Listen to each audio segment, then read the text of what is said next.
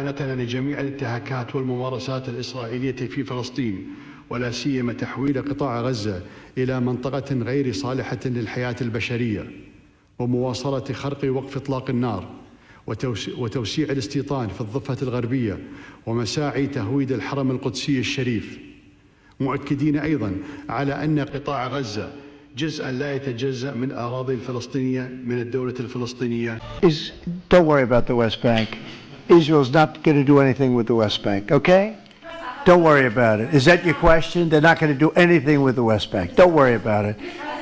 Israel's doing very well. They're not going to do anything with it. Trump ने मुस्लिम देशों को पक्का promise किया, मगर उनके भरोसेमंद देश कहे जाने वाले ही यकीन करने को तैयार नहीं, खासकर सऊदी अरब, जिसका इजराइल के फाइनेंस मिनिस्टर ने मजाक उड़ाया। सऊदी अरब के प्रिंस मोहम्मद बिन सलमान को बेजलेल स्मोट्रिच की कही बातें चुप गई हैं। אם סעודיה אומרת לנו נורמליזציה בתמורה למדינה פלסטינית, חברים, לא תודה, תמשיכו לרכב על גמלים על החול במדבר בסעודיה, אנחנו נמשיך להתפתח באמת עם כלכלה וחברה ומדינה ואת כל הדברים הגדולים והנהדרים שאנחנו יודעים לעשות. अरब देश इजराइल की संसद में पेश हुए विधायक से भड़के हुए हैं। इजरायली संसद ने एक दिन पहले 2 बिल पास की जो वेस्ट बैंक पर इजरायली कानून लागू करने का रास्ता साफ करते हैं। पहला बिल पूरे वेस्ट बैंक पर संप्रभुता थोपने का है, जबकि दूसरा पूर्वी जेरूसलम के पास माले अदुमिम सेटलमेंट को कवर करता है। The West Bank is not going to be annexed by Israel. The policy of the Trump administration is that the West Bank will not be annexed by Israel. That will continue to be our policy. And if people want to take symbolic votes, they can do that.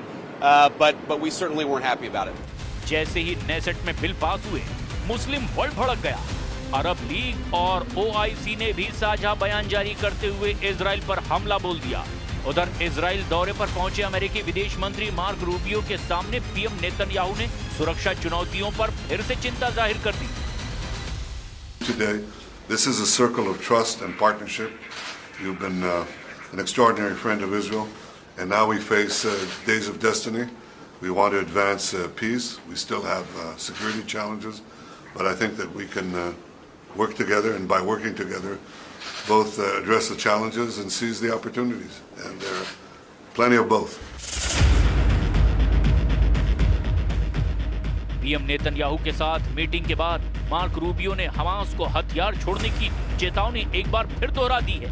Israel के प्रधानमंत्री Hamas के बंधकों के शवों को सौंपने की मांग भी कई बार कर चुके हैं। इसमें हमास की तरफ से हो रही देरी को वजह बता करके इजराइल वेस्ट बैंक मिशन में जुट गया है।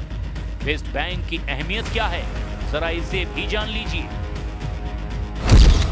वेस्ट बैंक में करीब 30 लाख लोग रहते हैं, जिनमें 86% फलस्तीनी और 14% इजराइल बस्तियों के लोग हैं। वे अपने अपने समुदाय में रहते हैं और उन्हें एक दूसरे से कोई मतलब नहीं रहता। इनमें ज्यादातर इजरायली बस्तियां 70, 80 और 90 के दशक में बसाई गई, लेकिन पिछले कुछ सालों में वेस्ट बैंक में इजराइल के लोगों की आबादी बढ़ी है।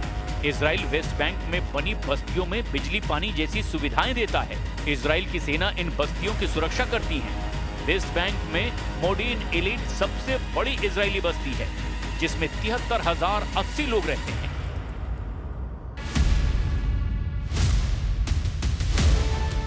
इजराइल ने अगर वेस्ट बैंक पर भी कब्जा जमा लिया तो फिलिस्तीन देश के लिए कोई जमीन नहीं बचेगी। इजराइल ऐसा करने के लिए सभी कोशिशें करेगा, क्योंकि नेतन्याहू पहले ही कह चुके हैं कि इस धरती पर फिलिस्तीन नाम का कोई देश वो बनने ही नहीं देंगे। पीएम नेतन्याहू ने गाजा युद्ध को मुक्ति युद्ध का नाम देकर के खतरनाक संदेश दिया है। בימי מבצע עם כלבי נגד איראן הדגשתי את הייעוד הנשגב שנטוע במורשתנו עם כלבי יקום. כך באשר למערכה כולה, זוהי מלחמת התקומה של עמנו כהמשך ישיר למלחמת העצמאות. אנו גם עומדים לפני חלוקת עיטורי גבורה וצל"שים לחיילינו ומפקדינו הגיבורים. כפי שהיה במערכות צבאיות קודמות, עיטורי המערכה הנוכחית יישאו את השם הרשמי.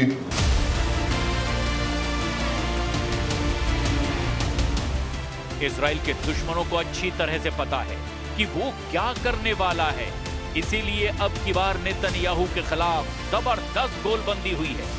कोई शक नहीं कि युद्ध का खतरा बहुत ज्यादा बढ़ चुका है।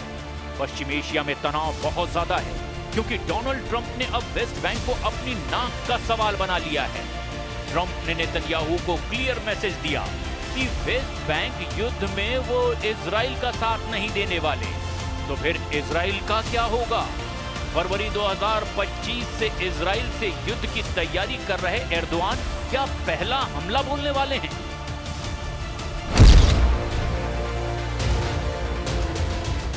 नेतन्याहू के लिए युद्ध का सबसे बड़ा फ्रंट अब खुल गया है, जिसमें इजराइल को 22 देशों की सेनाओं से भिड़ना पड़ सकता है।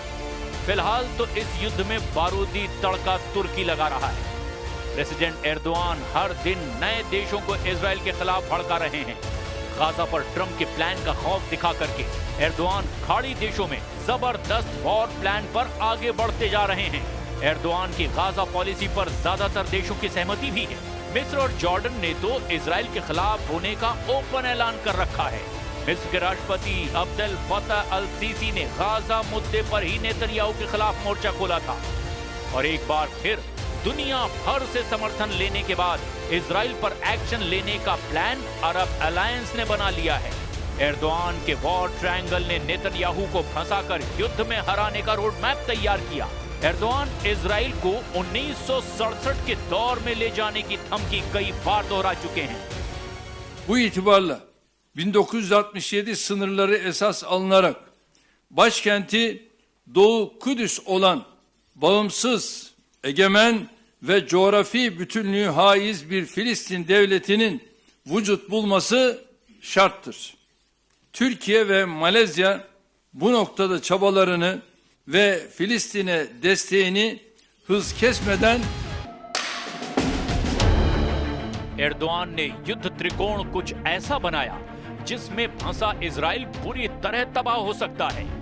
वेस्ट बैंक में ट्रंप का वादा इजराइल ने जैसे ही तोड़ा, तुर्की इजराइल पर 3 तरफ से हमला करने का प्लान बना सकता है, जिसमें पश्चिमी छोर से अरब देशों की संयुक्त सेना इजराइल पर टूट पड़ेगी तो उत्तरी छोर से अंकारा से ऑपरेट होने वाली सेना और कमांडर जुलानी की फौज होगी। तीसरे फ्रंट पर यानी दक्षिणी छोर से इजराइल को मिस्र की लीडरशिप से चुनौती मिलेगी। इजराइल से टकराने से पहले तुर्की जबरदस्त हथियार खरीद शुरू कर चुका है। एर्दोआन ने कतर से सेकंड हैंड यूरोफाइटर जेट खरीदने की डील पर जोर लगा रखा है। वहीं ट्रंप से तुर्की F-35 फाइटर जेट की डिमांड बार बार दोहरा रहा है। पुतिन से S-400 खरीदने पर एर्दोआन को अमेरिका ने F-35 प्रोग्राम से बाहर फेंक दिया है, मगर अब एर्दोआन ने ट्रंप से दोस्ती गांठ ली है। कतर पर इजराइल के हमले के बाद वो ट्रंप से F-35 की मांग करते आ रहे हैं। तुर्की को पता है कि इजराइल के पास अमेरिका के F-35, F-15 और F-16 फाइटर जेट का बहुत बड़ा बेड़ा है, जिसकी गांठ फिलहाल तुर्की के पास नहीं है। मगर अरब वर्ल्ड के पास सुपर पावर के सभी जंगी लड़ाके हैं। खाड़ी देशों में अमेरिका के सैन्य अड्डे हैं, जहां हर तरह के हथियारों की तैनाती है। खासकर अमेरिकी बम वर्षक विमानों का कोई जवाब किसी के पास नहीं है। खाड़ी में अमेरिकी सेंट्रल कमांड जब बहुत ज्यादा एक्टिव होती है तो फिर कई देशों में खलबली मच जाती है, क्योंकि सीक्रेट एयरबेस से लगातार रात में उड़ान भरी जा सकती है। रात में टेक ऑफ करने वाले ये विमान अमेरिका के सबसे खतरनाक लॉन्ग रेंज वाले बम वर्षक होते हैं। अमेरिका की बॉम्बर फ्लीट के सबसे खतरनाक विमान कुछ मिनट के अंदर ही वॉर मोड में आ जाते हैं। B-1 बॉम्बर, B-2 बॉम्बर और B-52 बॉम्बर, परमाणु बम गिराने वाले ये तीनों जहाज सिर्फ ट्रंप के ऑर्डर का इंतजार करते हैं। B-1 बॉम्बर, B-2 बॉम्बर और B-52 तीनों जब उड़ते हैं तो समझ लीजिए दुनिया में कोई ना कोई वॉर जोन एक्टिव हो जाता है। अमेरिका का सबसे पुराना लेकिन सबसे खतरनाक बम वर्षक B-52 जब ये रनवे पर चलता है तो और ज्यादा विध्वंसक नजर आता है। अमेरिका का B-52 32,000 किलो के बम लेकर उड़ता है। ये एक न्यूक्लियर बम वर्षक विमान है। 8 इंजन की पावर से उड़ने वाला B-52 दुनिया का सबसे पुराना और सबसे खतरनाक बॉम्बर माना जाता है। इस बमवर्षक विमान को अमेरिका हमेशा एक बहुत ही खतरनाक मैसेज के रूप में इस्तेमाल करता आया है। हालांकि अब तक ट्रंप सिर्फ इजराइल के हक में उसके दुश्मनों को अपने हथियारों से डराते रहे हैं, मगर वेस्ट बैंक पर उनका रुख नेतन्याहू से बिल्कुल अलग है। ट्रंप चाहते हैं कि गाजा समझौता किसी भी सूरत में बरकरार रहे, लेकिन इजराइल के इरादे खौफनाक हैं। वेस्ट बैंक में इजराइल डिफेंस फोर्स की एंट्री युद्ध की आग भड़का सकती है, और अगर ऐसा हुआ तो समझ लीजिए कि पश्चिम एशिया से शुरू होगा ऐसा बड़ा युद्ध जो यूक्रेन की जंग से भी खतरनाक होगा, जिसे रोकना ना ट्रंप के बस की बात होगी, ना खामनेई और ना ही एर्दोआन की। एक नया वॉर जोन वेस्ट बैंक से निकलकर इजराइल में बन जाएगा, और फिर वर्ल्ड वॉर का खतरा भी मंडराने लगेगा, जिसमें एटम बमों का धमाका भी हो सकता है।